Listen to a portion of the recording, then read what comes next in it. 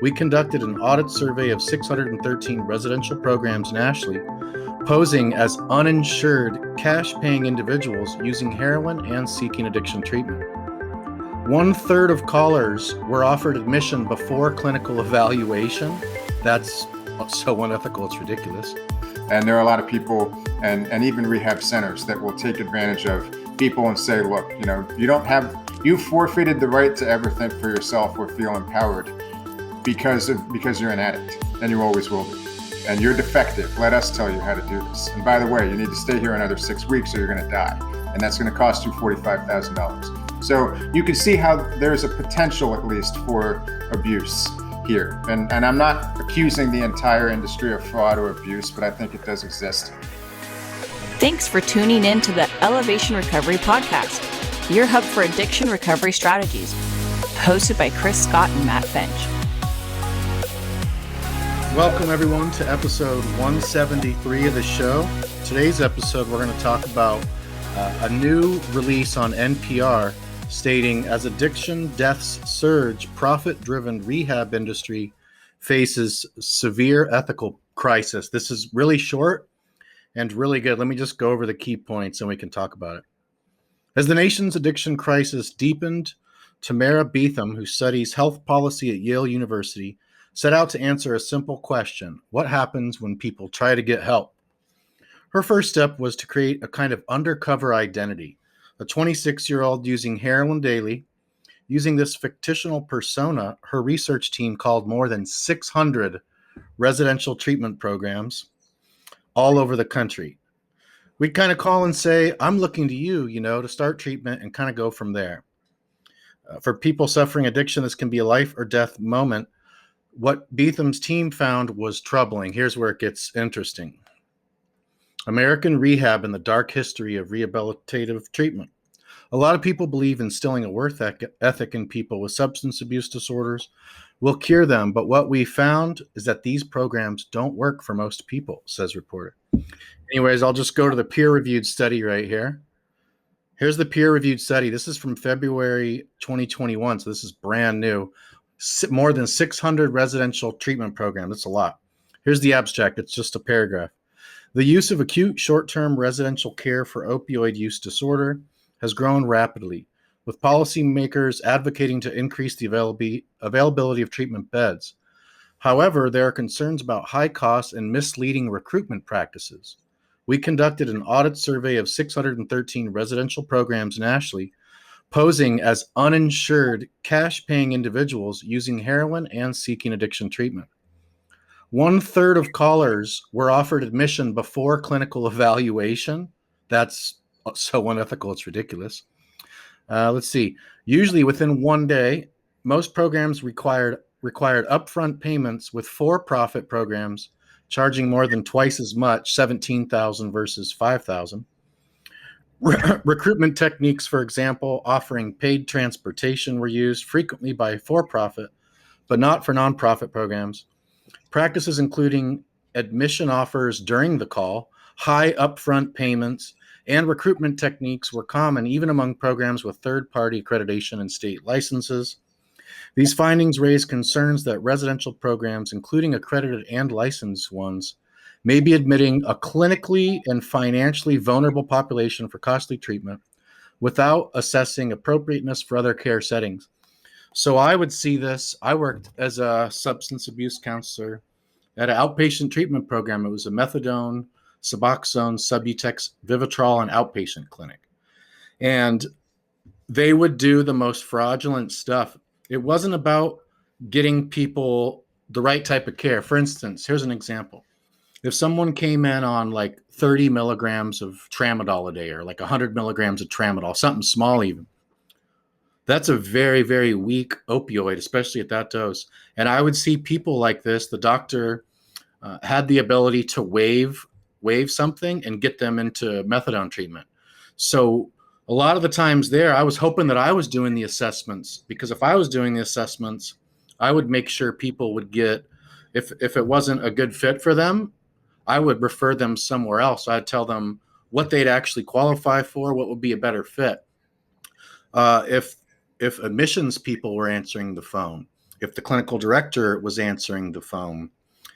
It was, or if someone else was doing assessments in the intakes downstairs, they didn't give a shit. They wanted to get, especially the people that own the company and the people that were running it, they wanted to get everybody enrolled in their treatment as fast as possible before they changed their mind, even if methadone outpatient or Suboxone wasn't the best fit for them, even if they really didn't even qualify.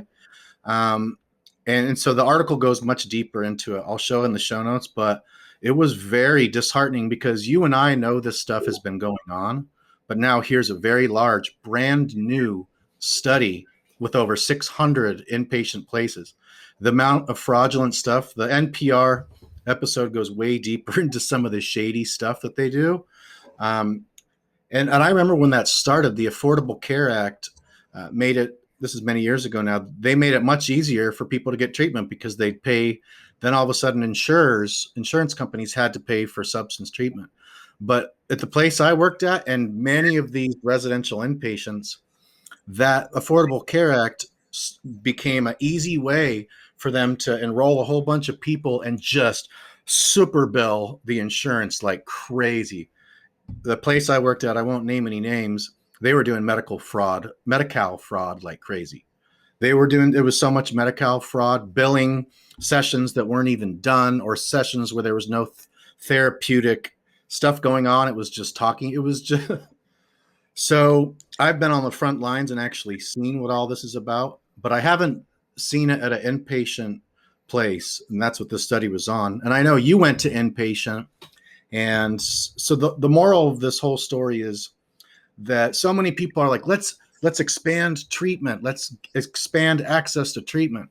But most of these rehab facilities, the inpatient ones, and even the outpatient ones, most of them are trying to do whatever they can to get people into their facility. So their main concern is not getting people to the right type of treatment that's perfect for them. It's when you get someone on the phone, they're not doctors or counselors or therapists that doing the admissions calls. It's trained salespeople doing aggressive sales tactics without even clinically evaluating the person, demanding $17,000 cash up front. So it's just really sad for me to read that and know that this is going on, and it's an epidemic. It's a fucking epidemic. So that's why I get so mad when people say, "Oh, we just need to expand access to treatment." That's one problem in this huge broken system, but Right. And one of the roots of the systemic issues here is that there's only really one type of treatment that's acceptable for the mainstream. And that's the traditional 12-step model based in 1930s science, which is useful for some people.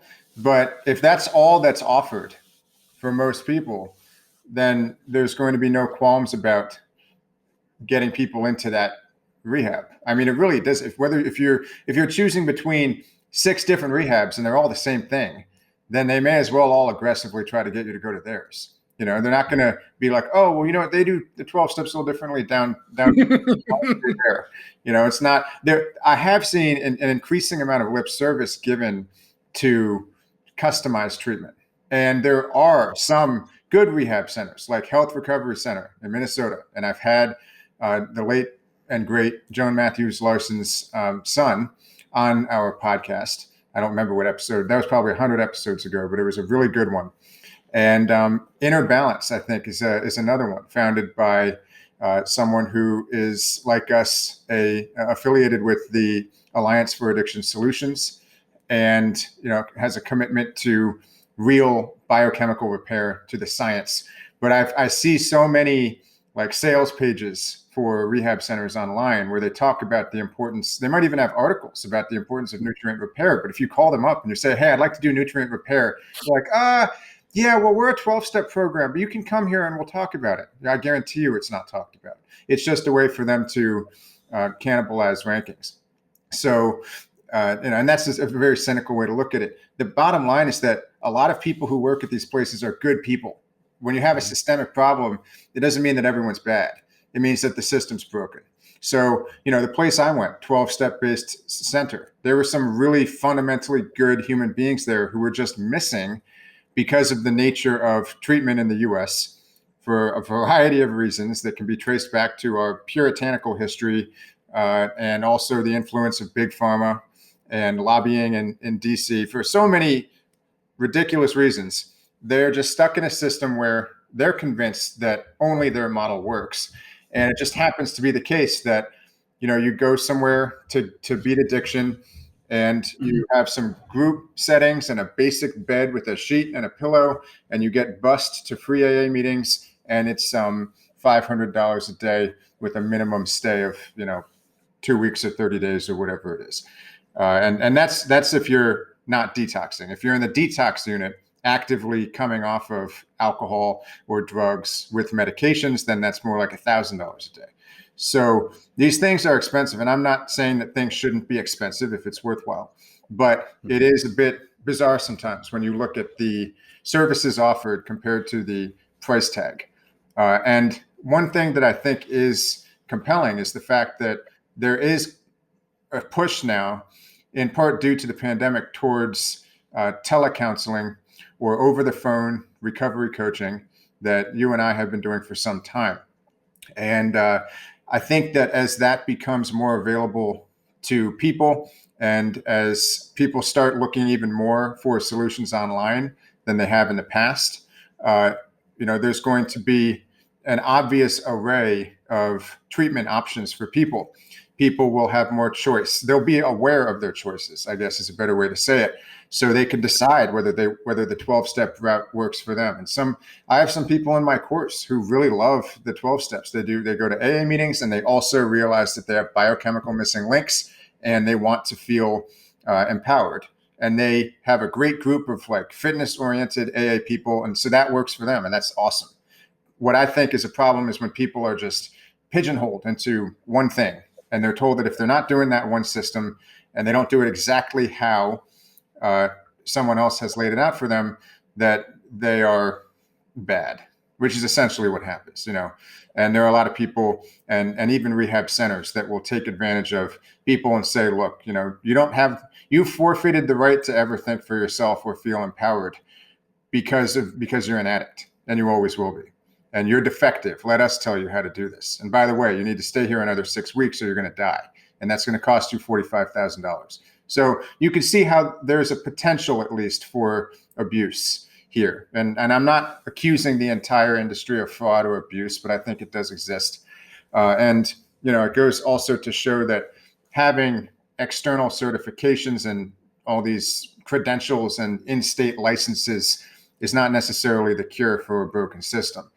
Because if all the in-state licensing forces everyone to use a broken model or a model that doesn't work for everyone and excludes treatment modalities that actually work really well, such as the Sinclair method for alcohol addiction or biochemical nutrient repair, then you have a serious problem where you're stifling innovation.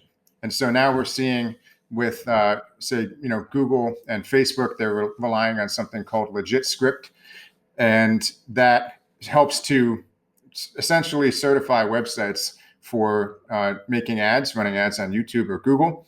And it's very hard to get it. At least until recently, it was very hard to get it unless you were a big rehab center.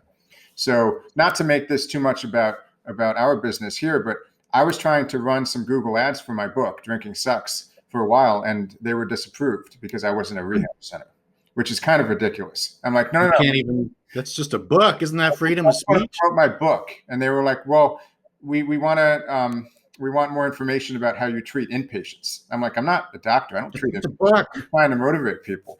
Now they have educational book.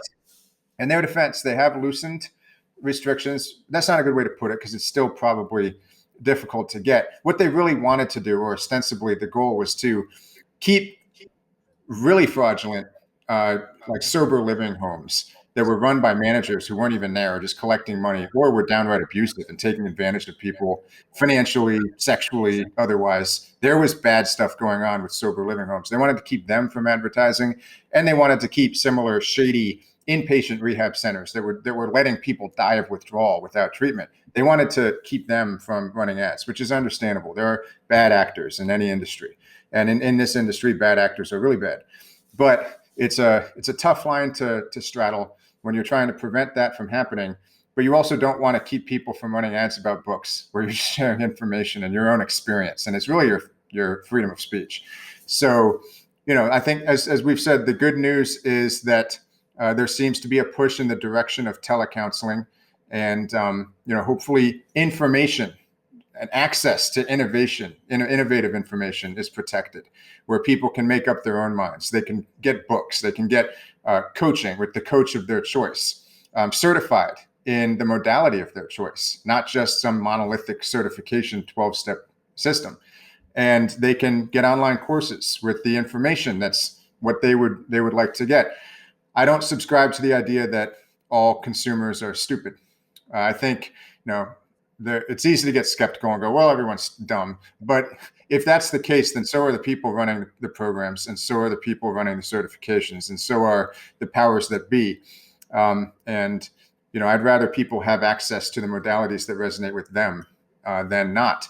And the solution to bad actors, I would think, is obviously there has to be legal consequences for people that are taking advantage of people in the ways that their sober living homes were, in the ways, and I'm not saying all sober living homes are bad, but some of them were, and in the way poorly managed treatment centers letting people die of withdrawal were. Like, that's a serious problem.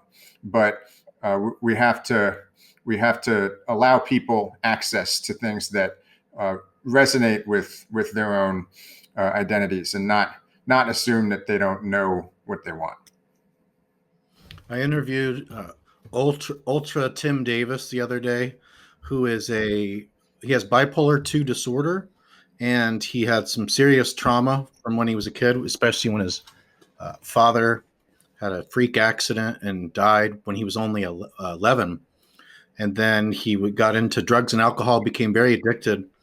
And he got sober through AA, and he also got on medicines for bipolar and did therapy and psychiatry. And, he was doing real good as far as staying off drugs and alcohol. But when he first started to go to AA, all of his sponsors and all of his friends there would say, oh, don't worry about your diet. Don't worry about exercise. And, just go to meetings, call your sponsor, read the book, that whole thing. And then he was morbidly obese, like 6 months or a year later. He was like 250 pounds at 5'9". And I saw a picture of him. He was giant. So at that point, he realized, he also said he was eating all the cakes and cookies and snacks and everything because that's what everyone else was doing. And that's what they encouraged him to do. He said he was totally addicted to sugar, probably hypoglycemic like crazy.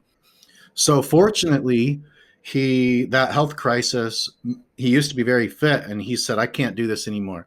He made some new rules about no more eating seconds, no more snacking, and he couldn't watch Netflix or sit on the couch or play video games or snack or anything that day until he'd done his exercise for the day. And he's maintained that rule for over a decade now.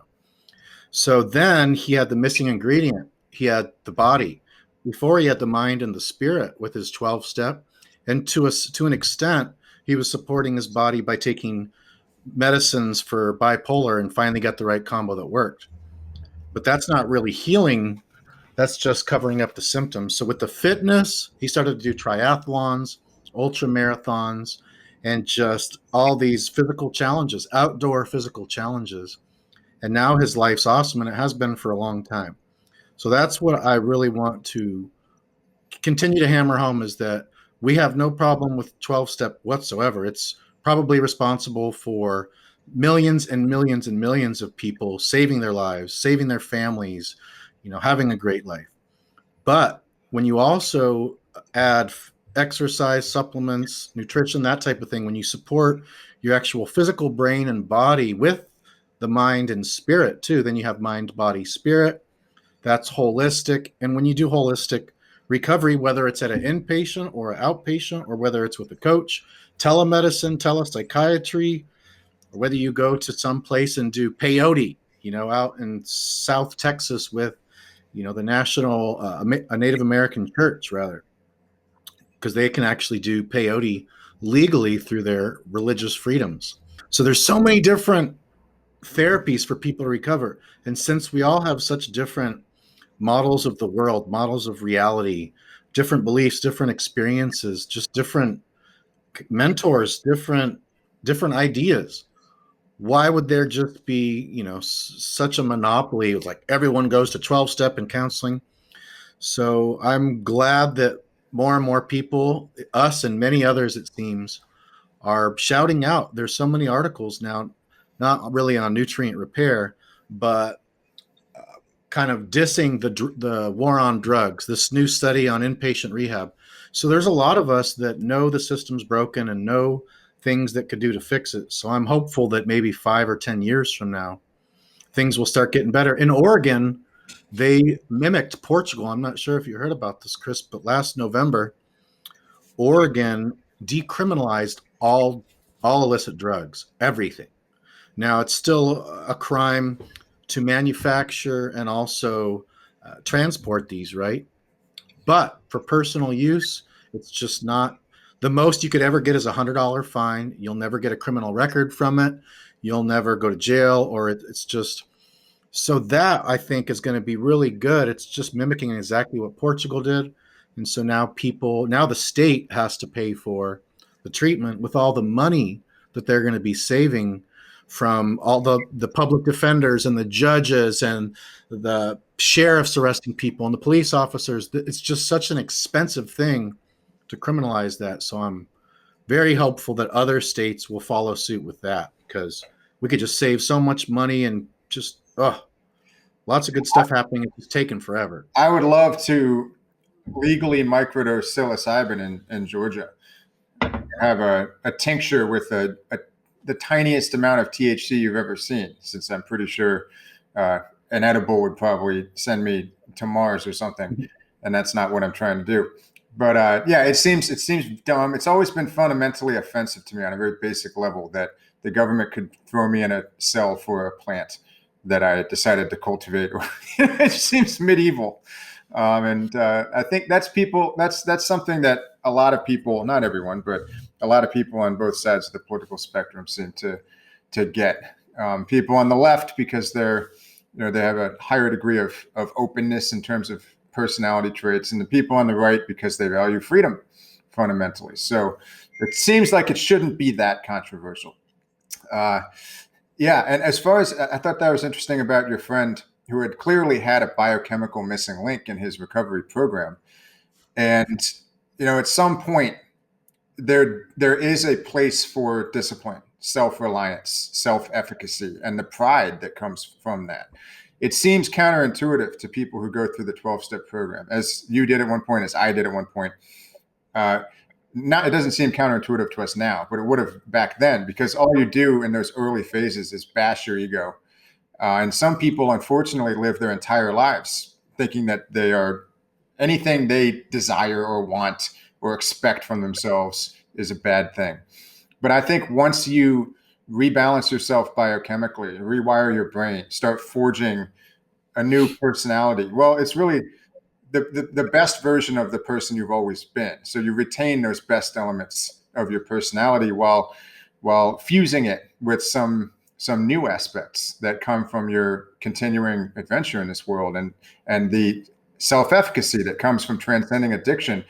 I found that quitting drinking was something that then made it easier for me to get in shape, which then made it easier for me to believe in myself enough to start a blog, and so there's a cumulative building of independence. That's a really fun project because it's clear-minded independence. It's not muddled thinking or stinking thinking independence. There's a certain brand of independence that I thought I had when I drank that was like, you know what, I'm going to go to a bar at 11 a.m.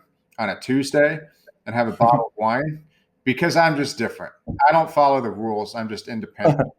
And that's a phony, false, muddled-minded, It's the rebel in you. balanced independence. Yeah. I mean, that's the kind of thing where you wouldn't want that if you had a balanced brain and a proper set of hierarchies. I don't mean morally proper. I just mean like rational. So once you get those things, you can start trusting your mind a bit more, and you can set goals for yourself. You can be hard on yourself to some degree. There's always a balance between self-discipline and self-compassion. But I think it's a lot easier to find that balance. You don't need to be all self-compassion all the time. There is some benefit I got, especially, and I've talked about this before, for what I called managed discomfort. So I would force myself when I had severe cravings for alcohol, or if I was just feeling blah and I couldn't be present in the moment, I would force myself to go for a jog at midnight in the dark. And I, not in a dangerous area most of the time. I was careful about that. I wasn't trying to be masochistic. I was trying to do something that other people wouldn't do to prove that I could be the kind of person that does things that others refuse to do. So I thought to myself, well, if I'm going to defy the odds with addiction, with recovery, I'd already been told that 9 out of 10 people relapse and that it wasn't going to be any different for me.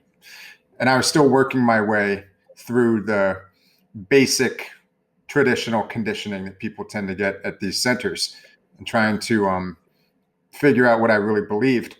But there was a sense of bleakness, and it helped for me to think of myself as someone who could defy the odds by doing things that were uncomfortable and achieving things, having something to be proud of, and trying to enjoy the process of doing it as opposed to just living in the future in the space of my desired outcome.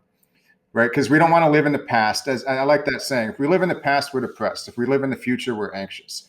Right? We need to live in the here and now, but we can't live in the here and now all the time. Otherwise, we'll just be in the shower for 3 days straight or whatever. You have to do things with your life. I think the key is to live in the present while being aware of the past, preparing for the future, and being excited to make your future better than your past, and enjoy the whole process. So I would sometimes make myself smile like an idiot when I was going for those jogs, and very uncomfortable, because I was enjoying the fact that in the present moment, I was being someone who would do things that maybe made me, the type that defies the odds. Maybe there was something exceptional about me. And I don't mean that in a, megalomaniac way, but I think everyone's exceptional in some ways. At that time, it wasn't clear to me. Maybe the only possible way I would ever be above average or exceptional was in my pain tolerance. And if that's the case, then so be it. Maybe I will get, maybe I'll do all this work and not actually get in great shape, but at least I will have done the work, and I'll know deep down that I can do the work. Maybe I'll do all this work on this blog and no one will ever read it, and it'll fail, but at least I'll know that I'd done everything I could. And that was kind of how I started taking pleasure in the present. So that was a long digression from your friend's journey, but I would bet that if you were listening, he'd be able to relate to something, because there is reward to be found in deferring gratification. And I think it's to be found in the kind of identity that you're forging along the way.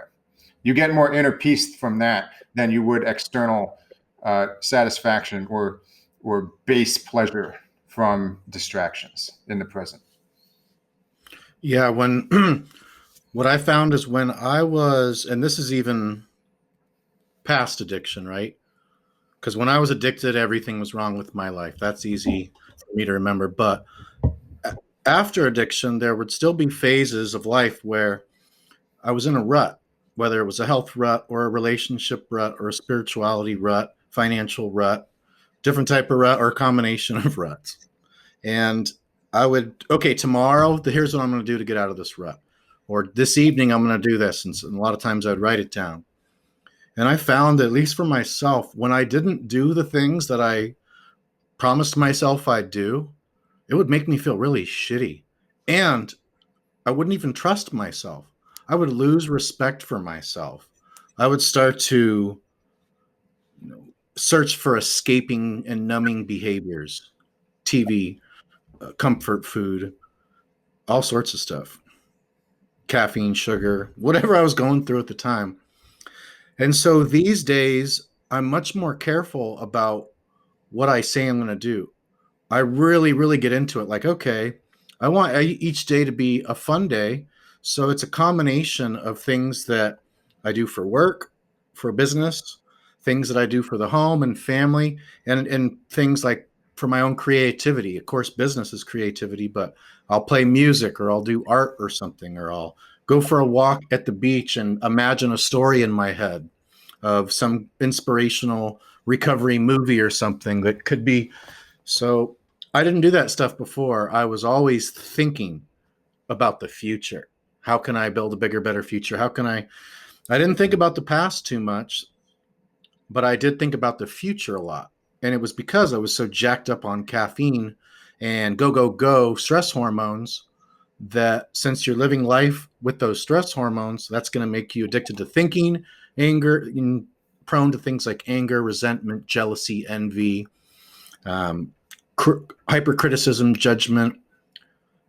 And nowadays, when I'm much more peaceful about it, I don't push myself nearly as hard as I used to as far as working out, business. I've finally taken this new path where it's so much more gentle, also disciplined, but in a much gentler way. But this way I'm not getting burned out. This way I'm staying healthy, and I'm making slow progress. Back in the day, I would make fast progress with business or whatever I was trying to do, relationship, because I would just go fast, fast, fast. I was still bipolar 2 back then, undiagnosed and not knowing what the hell's going on. So now I don't have those hypomanic episodes, no depressed episodes.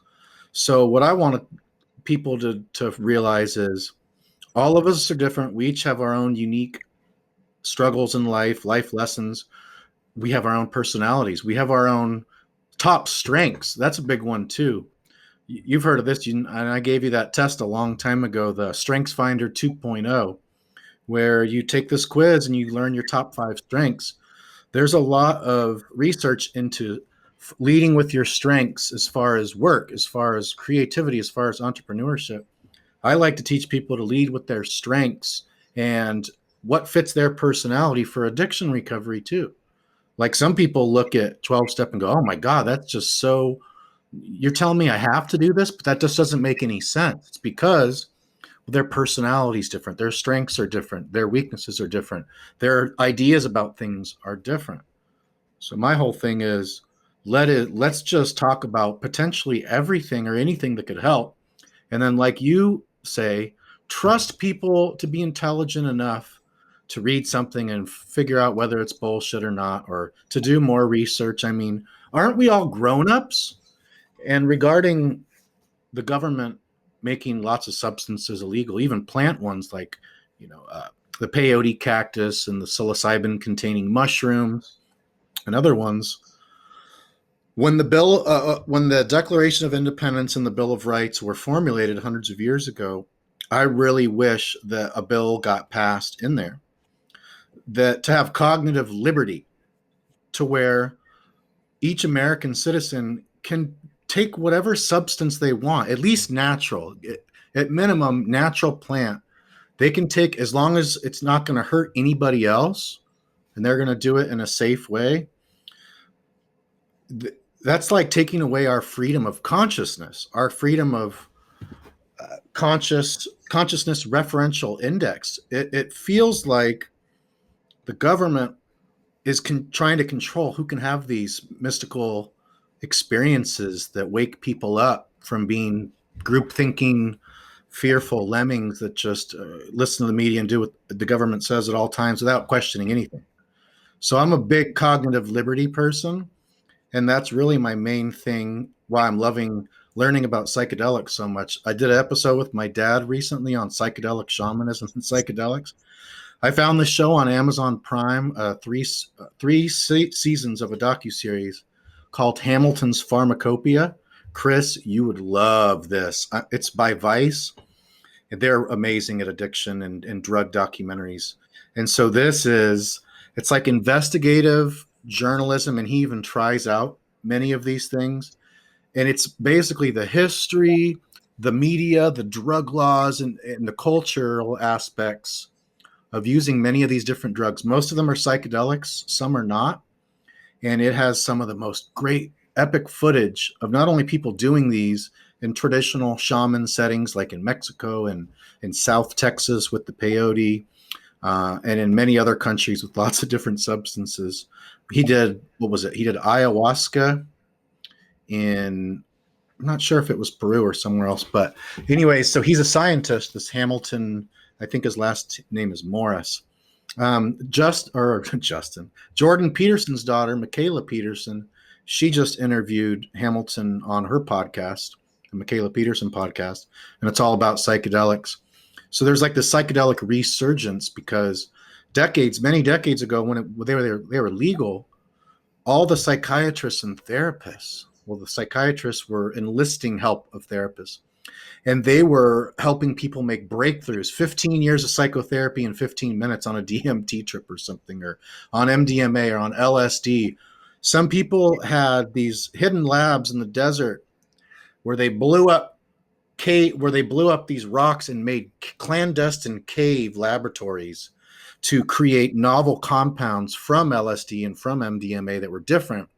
And they'd go out and try it on themselves and do therapy. So now with all these new biotech companies researching psychedelic assisted therapy and next generation psychedelics, there's kind of like this resurgence and this new excitement.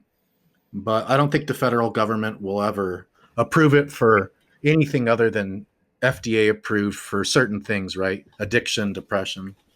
But it's very interesting, all the players, the FDA, Big Pharma, the war on drugs. Imagine how many people are employed by the war on drugs.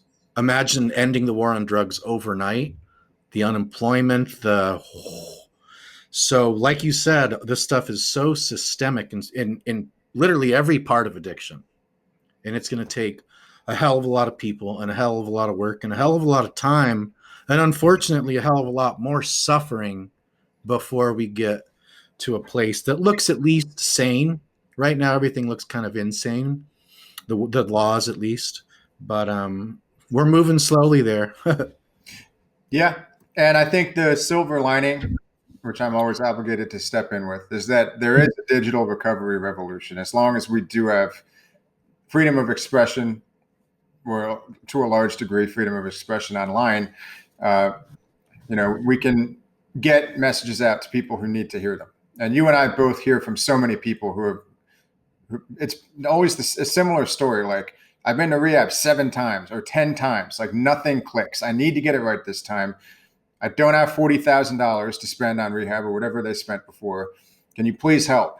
And for some of these people, the tragedy is sometimes sending them a link to a free article is all they need. I know. And it's like, you just went through all of that. Here's the information you were looking for the first time around. And if you want a community, there's online courses, or if you need some accountability, have some coaching. We can do it over the phone. We're not going to stick you in a bunk bed.